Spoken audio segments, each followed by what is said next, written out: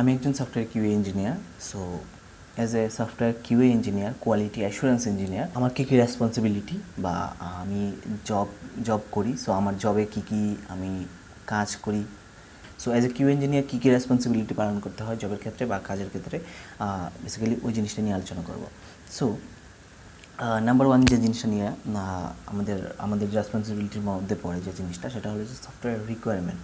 একটা সফটওয়্যারে বা যে কোনো একটা ফিচারের কী রিকোয়ারমেন্ট থাকতে পারে, ওইগুলো আমাদের নোট ডাউন রাখতে হয় বা আমাদের কাছে নোট থাকে, এবং ওই রিকোয়ারমেন্ট অনুযায়ী ডেভেলপাররা যখন ডেভেলপ করে দেন সফটওয়্যার, সো দ্যাট টাইম আমাদের ওই রিকোয়ারমেন্ট অনুযায়ী কাজ করছে কি না, একটা ফিচার যখন একটা নতুন ফিচার যখন ইমপ্লিমেন্ট হয়, তখন এই ফিচারটা কাজ করছে কি না ওই রিকোয়ারমেন্ট অনুযায়ী ওটা আমাদেরকে টেস্ট করে বলতে হয় বা টেস্ট করতে হয়।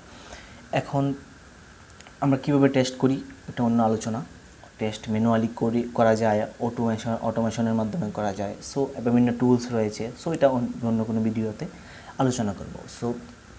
সো আমাদের টেস্ট করতে হয় এবং টেস্ট করার পরে যদি কোনো ইস্যু আসে আমাদের সেটা ডিবাগ করতে হয়। ডিবাগ করে ধরিয়ে দিতে হয় যে ওই জায়গায় ওই সিনারিওতে ইস্যু আসছে, বা এই দেখেন ওই লগে দেখা যাচ্ছে যে এই স্পেসিফিক এই ধরনের ইস্যু আছে। সো ডিবাগ করতে হয়। ইভেন মাঝে মাঝে ওই ডেভেলপারদের সাথে ইউনিট টেস্টিংয়ে ডেভেলপারদেরকে হেল্প করতে হয়। সো টেস্টিং রিলেটেড কাজটা বেসিক্যালি আমাদের দ্বারাই হয়।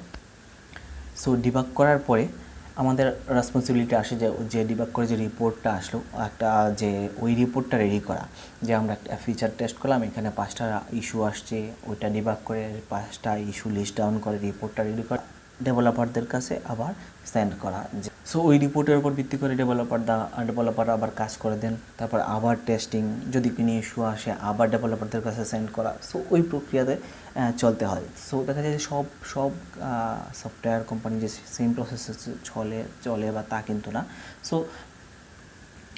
এক এক কোম্পানি এক এক রকম পলিসি থাকতে পারে, কিন্তু আলটিমেটলি বেসিক জিনিসটা কিন্তু ওইটাই যে রিপোর্ট রেডি করা, রিপোর্টটা ডেভেলপারদের কাছে পাস করা, টেস্ট করা, আবার টেস্ট করা, এবং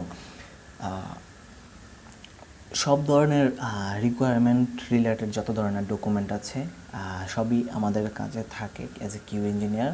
দেখা যাচ্ছে কোনো বিভিন্ন ভার্সন যায় একটা সফটওয়্যারে, সো কোন ভার্সনে কোন নতুন ফিচার অ্যাড হয়েছে, কোন ভার্সনে নতুন ফিচার রিমুভ হয়েছে, সো সব কিছুই আমাদের কাছে ডকুমেন্টেড থাকে।